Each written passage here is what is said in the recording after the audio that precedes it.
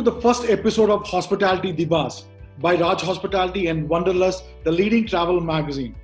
Today, our guest of honor is Chef Devagi Sanmugam, the Indian chef from Singapore. And as I'm so happy to say that this is the first episode, I'm so excited to have an Indian chef from Singapore. So welcome to the show, ma'am. Hi, how are you? Thank you. Welcome. It's a pleasure for me to be part of the show. Yes. Yeah, thank you very much. I'm happy to introduce my co-host of the day, Geeta Maheshwari ji, Hospitality and Marketing Services. She's from New Delhi. Again, last 20 years, she's in the hospitality industry. And Devagi ji, our guest of honor of the day, she's in the industry last 30 years, if I'm not mistaken, ma'am. Am I right? About 35 years. 35, yeah, almost 3 decades. Yes. And for the Welcome audience, to the show, ma'am. Pardon? Please go ahead. Please go ahead. Geeta What did you say? Geeta ji, please go ahead. I said welcome to the show, ma'am. It's good to have Thank you you. here. It's a pleasure. Yes. I take the privilege of introducing today's guest, our guest of the show. Today, Chef Devagi Sanmugam is one of Singapore's most dynamic and talented food personalities. Over the years, she has conducted cooking and training workshops for chefs and the beginners. In Singapore and many other countries like UK, US, Sri Lanka, India, UAE, Malaysia, to name few. She has been the brand ambassador of Catch brand in India, in Singapore, and QBB Ghee of Singapore. She is constantly involved in developing and testing original recipes and formulas for the food companies, hotels, restaurants in Singapore and overseas. She's a spice blending expert, and Chef Devagi launched a range of high-quality specialty artisan foods under the brand Devagi for retail food services and food manufacturing industries in December 2014. She's an inspiring cookbook author with 22 cookbooks under her belt and co-authored 3 books as well. Finally, for now, she also TV and radio personality, inspiring thousands of people through her cooking shows and being a guest judge for numerous cookery shows across the world. Let's welcome again the multi-talented, multi-faceted Chef Devagi Sanmugam to the Hospitality Divas. Hello. Hi, everybody. So, in Tamil we say, Ivlo poruma, innam konjam venuma. So, I've just read out half of your maybe profile. Yeah. Yeah, that's quite a lot because it's been a long journey. It's been 35 years since I was in the industry. Fine. So, shall we start with today's question? Sure. Sure. How do you feel to come to this Hospitality Divas actually as being the first guest? It's quite exciting and interesting because I'm just wondering, wow, that's quite a privilege and an honor to be the first person. And others who are going to come after me might look at it and improve their presentation as well. So I'm setting a benchmark. Thank you very much. Thank you. So the first question of the day is for you is that, do tell your culinary journey and where are you today being a celebrity chef, a complete start till date, a story of Devagi. When I say a story of Devagi, so how do you started and where are you today? Okay, so I was, when I finished my school, that was when I was around 18 years old, I first took up a job as a teacher, a school teacher. And then I didn't like the job because I found teaching the same students very boring and the subjects that it's not something that I liked. But there's one subject that I liked since I was a kid, and that was cooking. But because I'm born in an Indian family, very conservative, and in those days, in the 60s and 70s, right, people tend to think that there's no such word as chef, it was only a cook. And the cook will be in a restaurant that is very dirty and they'll be probably making prata and all that, right? So my parents were not keen to send your daughter to work as a cook in the restaurant. So I just went to work as in the teaching field. And then I got married to a teacher. And then eventually one day I just realized that it's not something that I want to do. And I think it's being married to a man who sort of encourages me and who knows that cooking is not just about working in a restaurant. He encouraged me. He said, "Why don't you, since you teach, why don't you teach cooking? It should be better." And I think that was what I wanted all the time. So the first time that I started teaching cooking was just what I knew how to cook, and that was Tamil dishes, which my mom used to cook at home. And then I realized that I can't move very far because not Singaporea is majority of the people are Chinese, and the Indians are very minimum. And most of the Indians know how to cook, so they will probably not want that in a class. And most of the Chinese may want that only a few of the dishes that they are familiar with. So I needed to expand my repertoire on cooking, right? So then that's when the hunt for cookbooks, travel. Each time I earn money by teaching cooking, I use that money and splurge on eating out or for traveling to countries where I can pick up the original taste of food, come back, buy some books, and then I do my testing of recipes. So it went on. So I went to teach Indian, Thai cooking, Indonesian, and then slowly I realized that I'm becoming better and better in my spice related cuisines. It means the Asians or even for the Mediterranean, there's some spices. And I started teaching spice appreciation workshops. And this actually gave the media a lot of stories, because at one time when the wine appreciation was catching up in Singapore, suddenly there was this person who started a spice appreciation. So people started signing up for my classes, and very soon the media called me the Spice Queen of Singapore. and so to leave that name, right, in order to leave that name as a Spice Queen, I decided that I will only focus on spice related matters. And so I started teaching, I started writing books, I developed spice powders, I did my books. So it just built up all in that circle of spices. And now people even call me a spice blender, not as in the mixie, but because I blend. Yeah, that's how it is. I end up like this. And I've already done like 23 cookbooks. Two of my books won awards. I'm now writing my 24th and 25th book. Yes. I like the So, word called artisan food. So can you just give me a brief on this artisan food? Okay, so food in like, when you do a mass production of food, it becomes a commercial food. So right, artisan foods are actually basically small batches that I do. So let's say a cafe is they don't have a staff who is good enough to make a particular sauce. So that sauce recipe is outsourced to me, and I do batches of 1 liter, 2 liter, 3 liter, and they use it. And then the next time they order, and then I do it, and then do it from home. I don't need to have a factory or anything, because they are artisan ones. Artisan ones are normally slightly more expensive than the commercial one, but you don't get it in every place. Only this particular restaurant or cafes. Yeah. Just like we call it the designer's costume kind of. Correct. Yeah. Yeah. So I do a lot of artisan sauces for quite a number of outlets in Singapore.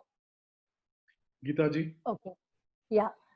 Ma'am, now with our conversation, you are a self-taught person. So at that point of time, when you are not graduated from a culinary school, which kind of books you used to read at that point of time for your cooking, to enhance your cooking skills? I mean. Okay, so it's a very interesting question, because I'm not formally trained at all, and I trained myself by reading and reading and reading. So some of the first few books that I read was more related to cuisines in Singapore, and then it went into cuisines of India, right? So you can see I have a big collection of books here at the back of me. These are all bought during my travels. So some of these basic books from India, I read them for the sake of having more information on the techniques and history of the food. But when it comes to cooking, I experimented my style. Oh, that's nice. It means initially the books which you were reading, that was all related to cookings and random books you picked up from the market and started learning. Yes, because I was always looking for books with a history, with a story behind it, Okay. rather than I wasn't looking for a recipe book. I was more Okay. looking into the history of food. Yes. Okay. Chef Devagi ji, what is your daily routine in Singapore? Like, what do you do actually? Like, you're a very busy chef, or maybe you have time for the family or socialize. What do you do actually, or what is your daily routine is like? Okay, so routines have changed over the years. Yes, there was a time I was from morning till maybe up to 2 a.m. I'm still working on my computer outside and inside. But now with this COVID months and all that, things have changed a lot. I'm doing more stuff from the home. I've learned how to use Zoom, and then I realized I can keep in touch with the whole world because first I started conducting classes in Singapore, and then there were some people from KL Kuala Lumpur who asked me, and then there was somebody from Thailand who asked me. So now I'm going international with my Zoom classes. So I keep myself occupied. A normal day would be, it depends if I have a class, then I have to go shopping, preparing the ingredients, getting all sorted out, and then do my classes, and then again washing up and everything. Then the next day would be to type the recipes and all that for the next lot of class, and also to test more recipes because the recipes have to be very precise when I write down so that students can go home and just cook from those recipes. So I do a lot of testing as well. Then in between, the orders of the artisan foods might come in, and then I plan which days I will be doing that. And there'll be meetings, there'll be maybe like this one is Singapore's cultural Indian cultural month festival. So therefore, because of the COVID, I can't do cooking demos in public. So we did everything in Zoom, and it will be telecast on the 5th of September. So there's a lineup of activities every day. Like next week, I have something from morning 7 o'clock right up to 11. We are filming 5 episodes of a cooking show. So it's always like that. Who are there in your home? Pardon? Like I was keep on hearing that you're doing so many things, but at home you cook or someone else cook for you? Me. I'm a one-woman operated business. No, so I do not. At home for you yourself, you cook or? I cook myself. So there's only me and my husband. Okay. And though I cook so many international food and everything, at the end of it, I'm still a Tamilian at heart. Yeah. And I cook my sambar and my rice and some of my vegetables. I'm fine. I don't go for fancy food when I'm cooking for myself. It's only when I'm cooking for the masses, I'm a different person altogether. And not many people actually know that I eat simple food like sambar and rasam at home. They think because I'm a chef, I must be eating some fancy food every day. And after this hectic schedule, do you really feel like cooking once you reach home? So you do everything? Okay, so I plan my days very well. For some of the Zoom classes, there's food that is cooked during the Zoom classes and I end up eating it. Correct? And then there are other days when my schedule is very long, I would have done some food well ahead and kept it in the fridge or something. And then that will be used the following day. Or I prep all my ingredients and come back by 5 o'clock and prepare for dinner in the evening. Oh, that's nice. I try. So, what is one simple tip which you would like to give to the viewers to reduce the food waste? Okay, when shopping, plan your shopping. Like plan your menu well ahead, buy your ingredients, and then you will not have food wastage. Do not go impulsive shopping. It means you don't go to a supermarket and then shop. You write what you want and then you shop what you want. I think you might be finished with. You won't have wastage. What is kind of like, how do you compare a male chef and a female chef? What is the advantages and disadvantages of a female chef? Okay, interesting, because I find that women chef, yes, of course, I'm not a person who says women and men are equal. I do not agree with that. Okay, I believe that there are some things only women can do and some men can do. I will never fight about that. But in having said that, I know that when we work in a restaurant kitchen, some of the things, disadvantage of being a female is carrying heavy stuff. Yeah, I think a lot of women can't carry and shift big, huge stuff, whereas male can.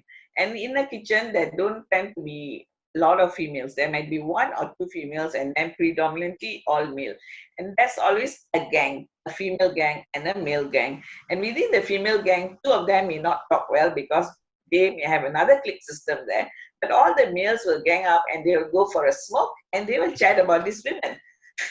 But women will not talk about these guys so much. So I find that being a woman in the kitchen can be quite tough sometimes because of this male superiority and gossips. And late hours is something that a lot of women can't do, and men can do very late hours. And I think socially, for example, after work, a lot of guy chefs would just go for a beer or something like that.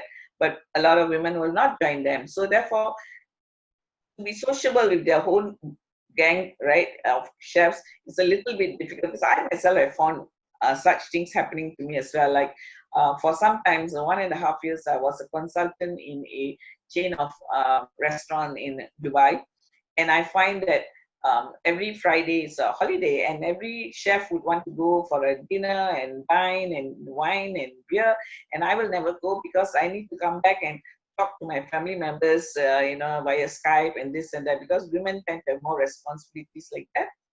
And overall, I think women are very sensitive. They seem to know, they seem to more care about hygiene and the details, whereas men are not. Correct.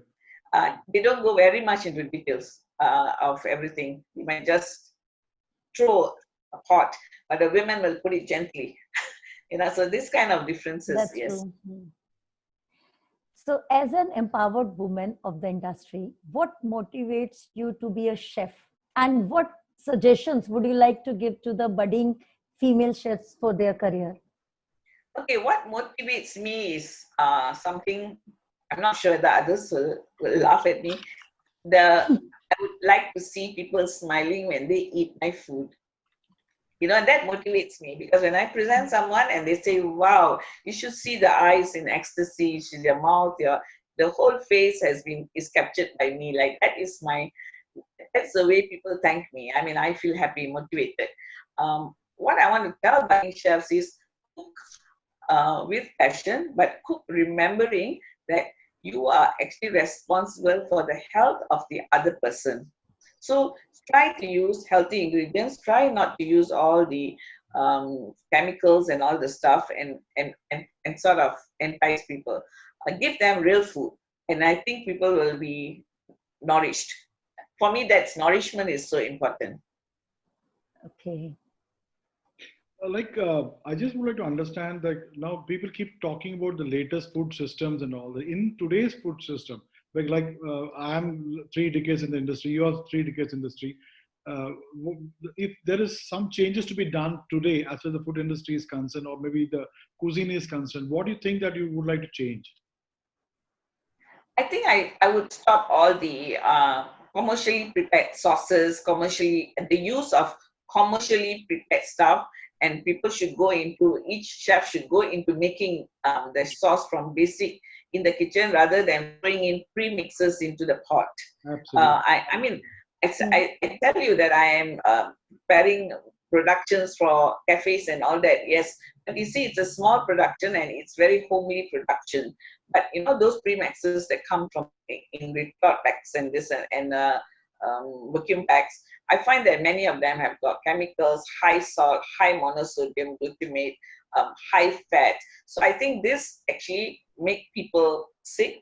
A lot of youngsters are unhealthy. So therefore, I think people should do things the way our forefathers did, from scratch. I don't think it's going to be a big difference making things from the kitchen, from scratch. I do definitely agree with you. Have you been with your grandmother or someone? Have you seen your grandmother? Yes, I've seen my grandmother, and my grandmother is a fantastic cook herself. My mom is a very good cook, and interestingly, my grandmother is Indian Tamil, but she was born in Indonesia. Oh. So she got married to my grandfather, who was an Indian, but he was from Burma. Okay. So and they both came and lived in Singapore. So I grew up eating a lot of the Indonesian style Indian food as well in my house.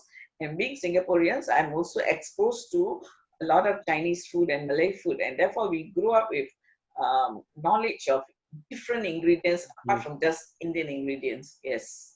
I do definitely agree with your the dialogue of the keeping the tradition, or maybe in mind, and keeping the grandma's recipe, what we call maybe the grandma way of cooking. If that has been taken care by the today's 5-star so-called hotels, there'll be a lot of difference will come in. Definitely. Yeah, Geeta ji? So, ma'am, I really need to know for my kitchen also this question. What is your favorite way to use the leftovers? And what is something in your fridge which can surprise another person, like a guest at home? Okay. I may have, being Singaporean, we eat a lot of noodles as well. So if I have leftover noodles, I make it into an omelette. Omelette, huh? So it's a noodle omelette, and people love them because it's a wholesome food. So the idea is actually from the Spanish, who might put a macaroni and egg and have a macaroni baked and all that, right? So I devised this noodle and egg leftover dish combined together. And then if there's leftover rice, of course, we do fried rice and all that, but that's not interesting. I do I have no name for it, but I'll mix the rice with yogurt. So it's like what the Tamils call it, airisadam. And then roll it into a ball, put a pickle, and freeze it. Okay. And then take it out. Then take it out, put it in egg, deep fry it. So it becomes like an Indian version of arancini, the Italian thing. So when people eat it, it's a airisadam, and there's a pickle, but the outside is crispy. So these are things that I do with leftovers. That's very exciting, very exciting. Yeah, seriously, I'll also try. What's your favorite break? Like when, because for example, as you rightly said, because even though I'm in South India, what happens is end of the day, maybe once in a week, an idli or dosa is fine for me. I can't have idli dosas or the South Indian food every day. For being born brought up in Delhi, for me, I need my parathas, my dal roti, and my chapatis. Automatic. So being a Tamilian and also being a chef, what is your daily breakfast, lunch, dinner, which you feel more comfortable to make it? Is it Tamil food again, or maybe you still try something else? So then I'm very good because for me breakfast is so important. Compared to any other meals in a day, and I might sit and have a breakfast for 1 to 1.5 hours alone. I will take my time to eat it, and therefore, because it's important, because I feel that it sort of makes my whole day.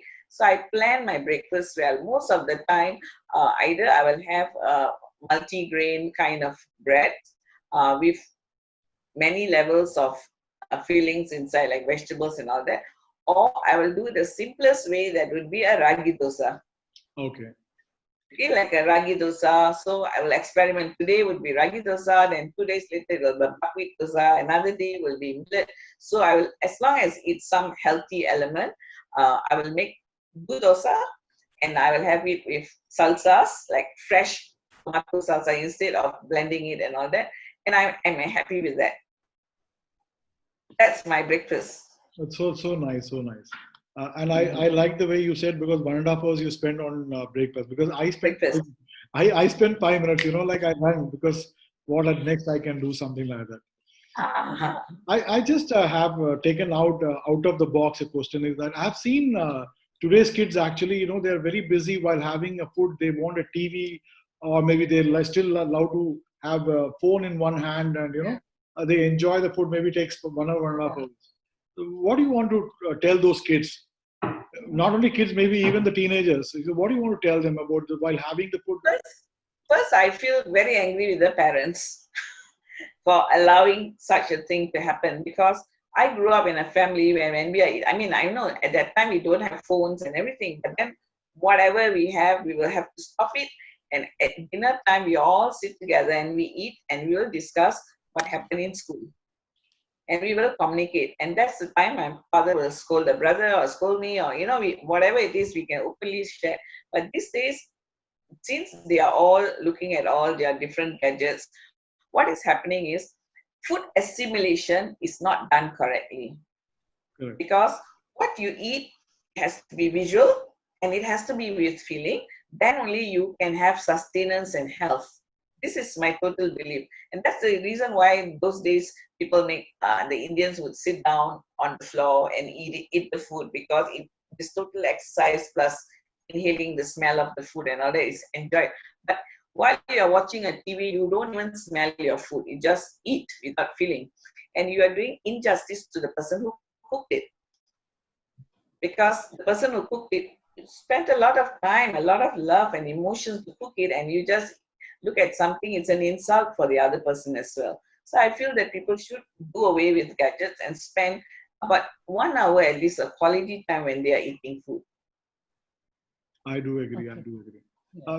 You said you have been a Tamil origin. So have you been recently visiting any of the Tamil Nadu? Recently have been to Tamil Nadu. Which part? Yes, the last time I visited, not Tamil Nadu, I was in Cochin. I've been to Cochin more times than I've been to Kerala more times than Tamil Nadu. Yes, the last time I went to Tamil Nadu was 5 years ago. My father was born in Mailadundurai. They call it Mai those days. And he only went back. He came to Singapore when he was 16. So he only went back to India once when he was around 70 years old. But I went up and down, not for the sake of visiting my relatives. At least I visited the relatives of my father, but I went more for learning. Learning as in like eating original Indian food, talking to people about food, and that's how I get my information for teaching as well. And my first trip to India was in 1989, Chennai. And consequently, in the 90s, right, I went to this company called Lala Spice. And yes, I did some work with them, but I can't remember. I in fact stayed in their house and all that. They looked after me very well. And after that, there was a lot of trips that I made for the sake of learning about spices, for the sake of blogging, because I also blog about food and travel. And then eventually, recently, in the last 2-3 years, I've been to Kerala very often because the Kerala Tourism Board actually invites me to write about them. So I've traveled the whole of Kerala and all that, yes. Oh.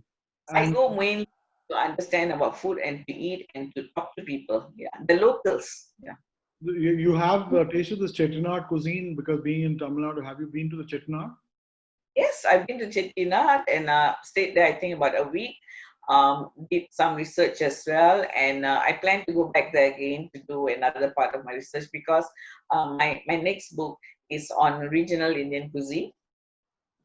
Fine. Yeah, sorry, regional Tamil Nadu cuisine, not Indian cuisine, because Tamil Nadu itself has got different parts, like you have the Konganadu cuisine, Nanjil cuisine, and all that. So I want to do this whole thing into a book. Yes, Geeta. Ma'am, you said in your just now that you are giving training to international students like Singapore, Yes. Thailand, Dubai. Are you Yeah. planning to give some classes over the webinar to Indian students also? If I'm invited, yes, I'm always ready. I'm 65 now, and I give myself another 15 years to teach professionally. And I want to impart as much of my skills that I know with regards to food to as many people all over the world. I do have a lot of people that I have been asking me lessons over the phone, and his phone is difficult. But if someone is organizing it, yes, I will be teaching. Yes, Geeta. That's so nice. Yeah. So before we conclude, anything else? Raji, you are giving so many cooking classes these days on FB. Any tip you especially want from the ma'am? Actually, my way of cooking and her way of cooking is totally different because I'm more into the hospitality way. I've been in the hotel industry, more faster. Yeah.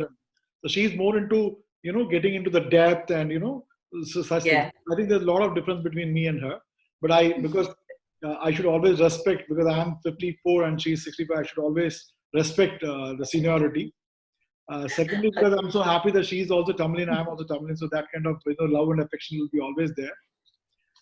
What I am doing actually is a very unique thing. Is definitely for me it's a unique thing because I'm writing a book which is based on called Nevedyam, which is on the temple. Here, the sacred, the prasadam we call sacred because in Kerala especially you're not allowed to get into the cuisine, the kitchen of the gods. So the God's own cuisine they call the prasadam, and only the Brahmins called are allowed to enter. And so fortunately, I'm a Brahmin, so I've got some permission to get into some of the temple kitchen. So I just like to go and see how this, I'm feeling very excited because I would like to be part of that, where all cooked in charcoal and maybe the firewood, So I would like to get in to see that how they have been done. So that's what is going to excite me a lot. Oh, that'd be very nice. I would definitely buy a book like that, or even if you do a video, because yes, as a female, I am not allowed there. So it'll be good to, and I like all the, like what I call divine foods or food for the gods. Right. In fact, I presented a paper in the Malayan University on food for the gods 2 years ago. And people from all over the world attended the conference, and they were very excited because many of them from America and UK, they don't know prasadam, how it is like. So, I did the sakra pongal and everything, and they were like, wow, we never taste this in the restaurants, So people like the prasadam and all that. So it's good. I'm very excited about this project that you're doing. Thank you. Yeah. Yes, Geetaji, we can conclude. Yeah, so thank you so much, ma'am. It was an absolute treat talking to you, Miss Devagi. From simple tips of food management to motivating the budding female chefs of the country, the interview could not have gone so better. Miss Spice Blender, that's what the name you got. With utmost sincerity, we would like to thank you for your contribution towards the Asian cuisine and the upliftment of females in the industry. We hope that you keep doing such amazing work and set new standards for the chefs in both India as well as Singapore. Thank you so much, ma'am. Thank you. That was a very nice conversation. Thank you, Devagi, for this. It's a big, I'm so happy to meet you finally, and it was a great interview with you. And thank you very much to Devagi and also to Geetaji. Thank you very much. Thank you so much, ma'am. Thank you, Raji. Thank you so much. Bye.